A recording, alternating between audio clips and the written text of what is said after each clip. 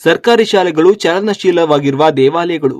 ಗೋವಿನಕೊಪ್ಪ ಗ್ರಾಮಸ್ಥರು ದೇವಸ್ಥಾನ ಮಠಗಳನ್ನ ಕಟ್ಟುವುದರ ಜೊತೆಗೆ ದುಡ್ಡು ಸಂಗ್ರಹಿಸಿ ತಮ್ಮೂರಿನ ಮಕ್ಕಳಿಗೆ ಶಿಕ್ಷಣ ನೀಡುವ ದೇವಾಲಯ ಶಾಲೆ ಕೊಠಡಿ ನಿರ್ಮಿಸಿ ಮಾದರಿಯಾಗಿದ್ದಾರೆ ಎಂದು ಪೂಜ್ಯ ಶಾಂತಲಿಂಗ ಸ್ವಾಮೀಜಿ ಮೆಚ್ಚುಗೆ ವ್ಯಕ್ತಪಡಿಸಿದರು. ಕಳೆದ ಸುಮಾರು ವರ್ಷಗಳಿಂದ ಗೋವಿನಕೊಪ್ಪ ಸರ್ಕಾರಿ ಪ್ರೌಢಶಾಲೆ ಶಿಥಿಲಗೊಂಡಿದೆ. ವಿದ್ಯಾರ್ಥಿಗಳ ಗೋಳು ಕೇಳಲಾರದೆ ಗ್ರಾಮಸ್ಥರೇ ದುಡ್ಡು ಸಂಗ್ರಹಿಸಿ ಬೃಹತ್ ನೂತನ ಕೊಠಡಿ ನಿರ್ಮಾಣ ಮಾಡುವ ಮೂಲಕ ಮಕ್ಕಳ ಓದಿಗೆ ಸಹಕಾರಿಯಾಗಿದ್ದಾರೆ. ಹಳೆ ವಿದ್ಯಾರ್ಥಿಗಳು, ಗ್ರಾಮಸ್ಥರು, ಸದ್ಯ ಓದುತ್ತಿರುವ ವಿದ್ಯಾರ್ಥಿಗಳ ಪಾಲಕರು ಅಷ್ಟೇ ಅಲ್ಲ, ಇಲ್ಲಿ ಸದ್ಯ ಶಿಕ್ಷಣ ನೀಡುತ್ತಿರುವ ಶಿಕ್ಷಕರು ಸಹ ಬೃಹತ್ ಕೊಠಡಿ ನಿರ್ಮಾಣಕ್ಕೆ ಸಹಾಯ ಮಾಡಿದ್ದಾರೆ.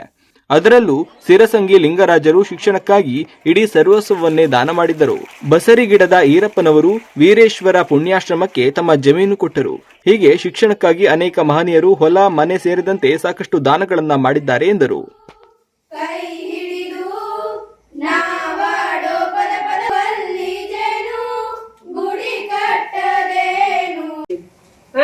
ನಾನೀಗ ಯಾರಾದ್ರೂ ಮಕ್ಕಳು ಮರಿ ಅವು ಏನಾರ ನಮ್ ದುಡ್ಡಿಗೆ ಆಸೆ ಪಟ್ಟು ಏನಾದ್ರು ಮಾಡಿ ಕೊನೆಗಾಲದೊಳಗ ವೃದ್ಧಾಶ್ರಮಕ್ಕೆ ಸೇರಿಸುವಂತ ಪರಿಸ್ಥಿತಿ ಬರಾಕತೈತಿ. ಆದ್ರೆ ದುಡ್ಡು ಇತ್ತು ಅಂದ್ರೆ ಅದು ಯಾರಾದ್ರೂ ಒಬ್ರು ನೋಡೋರು ಇದ್ದೇ ಇರ್ತಾರ. ಅಂತದ್ದು ನಮ್ಗೆ ಕೊಟ್ಟಂತ ಭಾಗ್ಯವನ್ನು ಕೊಟ್ಟಂತವ್ರು ಯಾರಂದ್ರೆ ನೀವು. ನಾವು ಹೇಳ್ತೀವಲ್ಲ, ಸತ್ತೀವಿ ಅಂತ ಹೇಳಿ ನಮ್ದು ಡೆತ್ ಸರ್ಟಿಫಿಕೇಟ್ ಇಲಾಖೆಗೆ ಹೋಗೋ ಮಠ ನಿಮ್ಮಿಂದ ನಮ್ಗೆ ಏನ್ ಬರ್ತೈತಿ ಅಂತ ಪ್ರಸಾದ ಬರ್ತೈತಿ. ಆ ಪ್ರಸಾದ ದಾತರು ನೀವು, ಅನ್ನದಾತರು ನೀವು. ಈ ಅನ್ನದಾತರಿಗೆ ನಾವು ಏನಾದ್ರೂ ಕಲಿಸದೆ ಅನ್ಯಾಯ ಮಾಡಿದ್ವಿ ಅಂತಂದ್ರ ನಾವು ಅಲ್ಲಿ ಹೋಗಿ ಉತ್ತರ ಕೊಡ್ಬೇಕಾಗುತ್ತೆ. ಉತ್ತರ ಶಿವನ ಹತ್ರ ಹೋಗಿ ಏನ್ ಉತ್ತರ ಕೊಡೋದು ಅಂತ. ಅದಕ್ಕೆ ಮಕ್ಕಳು ಅಂತಂದ್ರ ಬಹಳಷ್ಟು ಪ್ರೀತಿ. ಎಲ್ಲಿ ನಾವು ಭಕ್ತಿ ಶ್ರದ್ಧೆಯಿಂದ ನಾವು ಮಕ್ಕಳನ್ನು ಪ್ರೀತಿಸ್ತೀವಿ, ಆ ಸಮುದಾಯ ಸಹಿತವಾಗಿ ನಮ್ಮನ್ನು ಪ್ರೀತಿಸ್ತೈತಿ. ಈಗ ನೋಡು, ಸರ್ ನನಗೆ ಎಷ್ಟು ಅಜ್ಜಾಯ ಮಾಡಿದ್ರು, ಸಮುದಾಯದ ಪ್ರೀತಿ ಎಷ್ಟ ಇವತ್ತ ನನಗೆ ಗೊತ್ತಾಗ್ತದೆ. ಆದ್ರೆ ನೀವು ಏನ್ ಮಾಡ್ತೀರಿ ಅಂದ್ರ ಅದು ಎಷ್ಟು ಬೆಲೆ ಕಟ್ಟಲಾಗದಷ್ಟು ಪ್ರೀತಿ, ವಾತ್ಸಲ್ಯ ಅದನ್ನು ಕೊಡ್ತಿರಲ್ಲ, ಅದಕ್ಕೆ ಬೆಲೆ ಕಟ್ಟಲಿಕ್ಕೆ ಸಾಧ್ಯನೇ ಇಲ್ಲ. ಸರ್ಗೆ ಹೇಳಿದ್ದಕ್ಕ ಪಾಪನ ಎಲ್ಲರೂ ಬಹಳಷ್ಟು ಪರಿಶ್ರಮ ಪಟ್ಟು ನಮಗಿದು ಒಂದು ರೂಪ ಏನ್ ಮಾಡ್ಕೊಟ್ರಲ್ಲ, ಬಹಳಷ್ಟು ಅವರ ಈ ಒಂದು ಉಪಕಾರವನ್ನ ನಾವು ಜೀವನ ಪರ್ಯಂತ ನಾನು ಸ್ಮರಿಸ್ತೀನಿ. ಗೋವಿನಕೊಪ್ಪದಾಗಿ ಇವರೆಲ್ಲ ಸಹಾಯ ಮಾಡಿದ್ರು ಅಂತ ಹೇಳಿ. ಯಾಕಂದ್ರೆ ಸಮುದಾಯದ ಸರ್ಕಾರ ಇಲ್ಲದ ನಮಗೇನು ಮಾಡಕ್ ಆಗುದಿಲ್ಲ. ಇವತ್ತು ವಿದ್ಯಾರ್ಥಿನಿಯರು ಇಲ್ಲಿ ಶಾಲೆಯಲ್ಲಿ ಓದೋದಂದ್ರ ಬಹಳ ಅದೇನೋ ಹಗರಿ ಕೆಲಸ ಅಲ್ಲ ಅನ್ನುವಂತ ನಾನು ಹೇಳಿದೆ. ಮತ್ತು ಕನ್ನಡ ಶಾಲೆಗಳ ಸ್ಥಿತಿ ಬಹಳಷ್ಟು ಅಯೋಮಯವಾಗಿದೆ ಅನ್ನುವಂತ, ಮತ್ತು ಸರ್ಕಾರ ಕನ್ನಡ ಶಾಲೆಗಳನ್ನ ಮುಂದೋದಿಲ್ಲ ಅಂತ ಅದಕ್ಕೆ ಸಂಬಂಧಪಟ್ಟಿರ್ತಕ್ಕಂಥ ಮಂತ್ರಿಗಳು, ಅದಕ್ಕೆ ಸಂಬಂಧಪಟ್ಟಂತ ಅಧಿಕಾರಿಗಳು ಹೇಳ್ತಾರ. ಅವ್ರ ಕೈಯಾಗ ಏನೈತೆ ಅಂದ್ರೆ ತೊಟ್ಲನು ಅವ್ರ ಕಡೆನ ಐತಿ, ಕೂಸನು ಅವ್ರ ಕಡೆ ಐತಿ, ಹಗ್ಗನು ಅವ್ರ ಕಡೆನ ಐತಿ. ಅದು ಮಲ್ಕೊಂಡ್ಕಂದ್ರೆ ಕೂಟ್ ಎಳಸ್ತಾರ, ಹಾಳಕತ್ತಿದ್ರೆ ತೊಟ್ಲ ಕೂಟ್ ಮಲಗಿಸ್ತಾನ. ಈ ಕಡೆ ಶಾಲೆಗಳನ್ನ ಮುಚ್ಚೋದಿಲ್ಲ ಅಂತ ಹೇಳ್ತಾರೆ. ದಿನಂಪ್ರತಿ ಅನ್ಯ ಭಾಷೆಯ, ಆಂಗ್ಲ ಭಾಷೆಯ ಶಾಲೆಯನ್ನ ಅವರು ಮಂಜೂರು ಮಾಡ್ತಾರ. ಹಾಗಾಗಿ ಇವತ್ತು ಏನು ಸರ್ವೋಚ್ಚ ನ್ಯಾಯಾಲಯದ ತೀರ್ಪು ಬಂದ ಮೇಲಂತೂ ಇವತ್ತು ಮಾತೃಭಾಷಾ ಶಿಕ್ಷಣಕ್ಕೆ ಬಹಳಷ್ಟು ಹಿನ್ನಡೆ ಉಂಟಾಗಿದೆ ಅನ್ನುವಂತ, ಬರೀ ಕರ್ನಾಟಕದ ಸ್ಥಿತಿ ಅಲ್ಲ, ಇದು ಇಡೀ ದಕ್ಷಿಣ ಭಾರತದ ಎಷ್ಟು ರಾಜ್ಯಗಳು ಬರ್ತಾವ ಅವೆಲ್ಲ ರಾಜ್ಯಗಳ ಸ್ಥಿತಿ ಹಾಗಾಗಿದೆ ಅನ್ನುವಂತಹದ್ದು.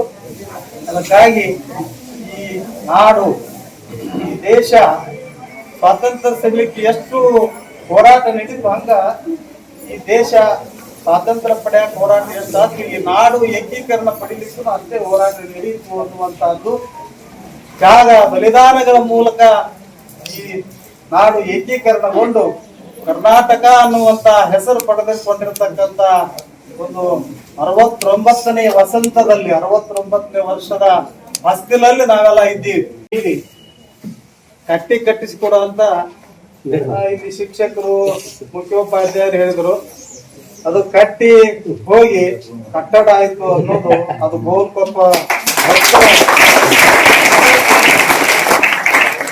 ಇಲ್ಲಿ ನಮಗೆ ಸಂಸ್ಕೃತಿ ಸಂಸ್ಕಾರ ಬರಬೇಕು ಅಂತಂದ್ರೆ ನಾವೆಲ್ಲ ಶಿಕ್ಷಣವೆಂಬ ಹೆಬ್ಬಾಗಿಲಿನಲ್ಲಿ ದಾಟಿ ಬರಬೇಕು ಅನ್ನುವಂತ ಅಕ್ಷರ ಅನ್ನೋದು ಬಹಳ ಮುಖ್ಯವಾಗಿರತಕ್ಕಂತ. ಚಿನ್ನಕ್ಕಿಂತ ಅನ್ನ ಮುಖ್ಯ, ಅನ್ನಕ್ಕಿಂತ ಅಕ್ಷರ ಮುಖ್ಯ ಅಂತ ಹೇಳ್ತಾರೆ.